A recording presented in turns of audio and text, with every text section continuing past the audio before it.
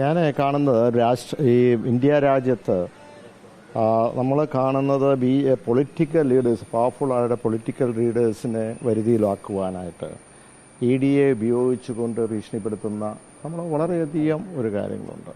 അപ്പോൾ തീർച്ചയായും എത്രയോ സ്ഥലങ്ങളിൽ ഇത് നടന്നിട്ടുണ്ട്. ഏതെങ്കിലും ക്ലോസ് ചെയ്തിട്ടുണ്ടോ? 10,000-ഓളം സ്ഥലങ്ങളിലാണ്.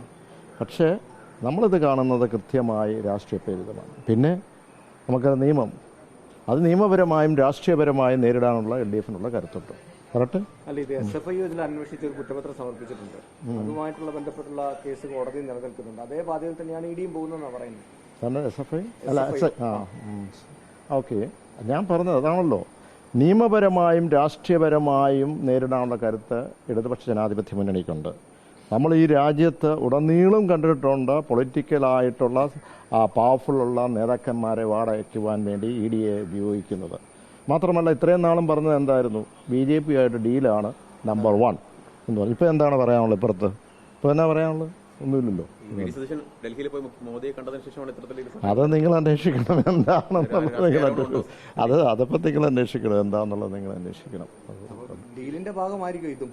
അല്ല, ഞാൻ ഈ പറയുന്നത് ഇതിനകത്ത് രാഷ്ട്രീയ പ്രേരിതമാണ്. അതിനെയൊക്കെ ഇടതുപക്ഷ ജനാധിപത്യ മുന്നണി ഇങ്ങനെ എത്രയോ കണ്ടിട്ടുണ്ട്. 10 വർഷമായല്ലോ ഇതിൻ്റെ പുറമെ ഇങ്ങനെയാണ് എന്നും പറഞ്ഞുകൊണ്ട് കുതിര കയറിക്കൊണ്ടിരിക്കുന്നു. വരട്ടെ, നമുക്കിടാം. അല്ല, ഞാൻ പറഞ്ഞത് രാഷ്ട്രീയ പ്രേരിതം എന്ന് പറയുമ്പോൾ എല്ലാം കാണും.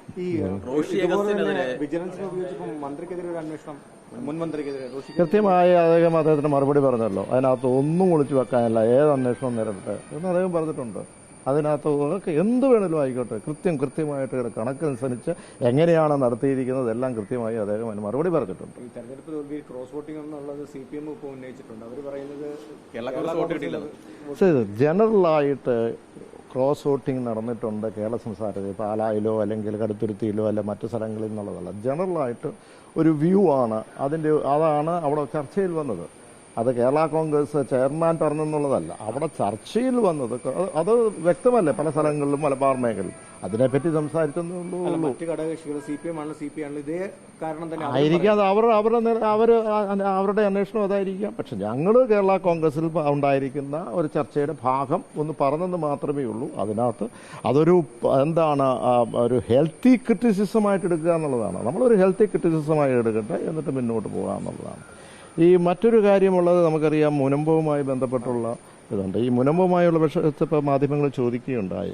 അതുമായി ബന്ധപ്പെട്ട മുനമ്പത്ത് ഏറ്റവും ആദ്യമേ കേരള സംസ്ഥാനത്ത് നിന്ന് ഒരു ലീഡർഷിപ്പിലുള്ള പൊളിറ്റിക്കൽ ലീഡർ പോയത് കേരള കോൺഗ്രസ് എമ്മിൽ നിന്നാണ്. ഞാൻ തന്നെ നേരിട്ട് പോവുകയും അവിടെ വികാരി അച്ഛനുമായിട്ട്, തൈലച്ഛനുമായിട്ട്, അതുപോലെ നാഷണൽ കൗൺസിലുമായിട്ട് ഉള്ളവരുമായിട്ട് ചർച്ച നടത്തുകയും ചെയ്തു.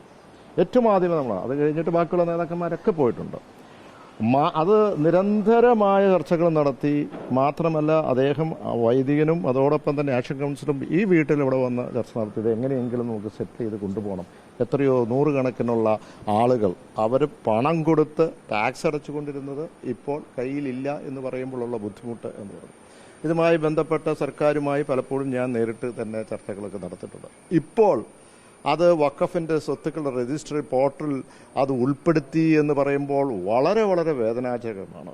കാരണം ഒന്ന്, ഇതുമായി ബന്ധപ്പെട്ട ടാക്സ് അവരടച്ചിട്ടില്ല, കൈവശ അവകാശ സർട്ടിഫിക്കറ്റ് അല്ലെങ്കിൽ അവകാശം പൊസഷൻ ഇല്ല, പോക്കുവരവ് നടത്തിയിട്ടില്ല. ഈ 3 കാരണങ്ങളാൽ തന്നെ ഒരു കാരണവശാലും ഇത് രജിസ്റ്റർ ചെയ്യാൻ പാടില്ലാത്തതാണ്. അപ്പോൾ എനിക്ക് തോന്നുന്നത് ഇതൊരു മതസൗഹാർദ്ദം ടുവേഴ്സ് എൻഡ് ഗവൺമെൻറ്റൊക്കെ മാറുന്ന ഘട്ടത്തിൽ മതസൗഹാർദ്ദം തകർക്കുവാനുള്ള ചിലരുടെ ഉദ്ദേശം തന്നെയായിരിക്കാം. ഒരു കാര്യമുള്ളത് നമുക്കറിയാം, ഇപ്പോൾ ഒരു തരത്തിൽ പറഞ്ഞാൽ ഇപ്പോൾ നമ്മുടെ മുഖ്യമന്ത്രി ഉൾപ്പെടെ പ്രതിപക്ഷ നേതാവെന്നൊക്കെ നമുക്ക് ചുരുങ്ങിയ സമയം കൊണ്ട് സെറ്റിൽ ചെയ്യാമെന്ന് പറയുകയുണ്ടായി. അങ്ങനെ സെറ്റിൽ ചെയ്യാനുള്ള ആർജവം ഉണ്ടെങ്കിൽ തീർച്ചയായിട്ടും ആ ബോർഡ് തന്നെ പിരിച്ചുവിടട്ടെ, ഇത് പിൻവലിപ്പിക്കണം. അതാണ് ഇമ്മീഡിയറ്റ് ആയിട്ട് ചെയ്യേണ്ടത്. എന്താകട്ടെ, അവിടെയുള്ള ഒരാളെ ഒരു കുടുംബത്തിനെ പോയി ഒഴിവാക്കാൻ പാടില്ല. അത് ഏത് തരത്തിലുള്ള തീരുമാനമായാലും അതിന് കേരള കോൺഗ്രസിന്റെ പൂർണ്ണ പിന്തുണയുണ്ട്, ആരുടെ കൂടെയാണേലും.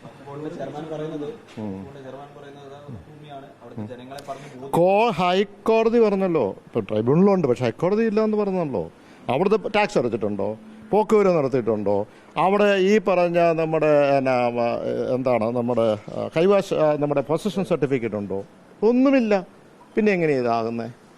അപ്പോൾ ഇത് എത്രയോ വർഷങ്ങളായി അവിടെ താമസിക്കുന്ന ആ പാവപ്പെട്ട കുടുംബങ്ങളെ ഒരാളെ പോലും ഇറക്കിവിടാൻ സമ്മതിക്കരുത്, സമ്മതിപ്പിക്കില്ല. അതിൻ്റെ ഒരു നിയമ ഭേദഗതിയോ എന്താണോ നടത്തേണ്ടത് നടത്തിക്കോട്ടെ. കേരള കോൺഗ്രസിന് പിന്തുണയുണ്ട് തീർച്ചയായിട്ടും.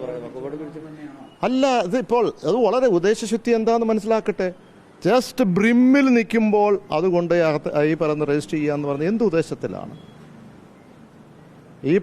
അവർ ഈ കോളേജ് തന്നെ പറയുന്നു വഖഫല്ല എന്ന് പറയുന്നു.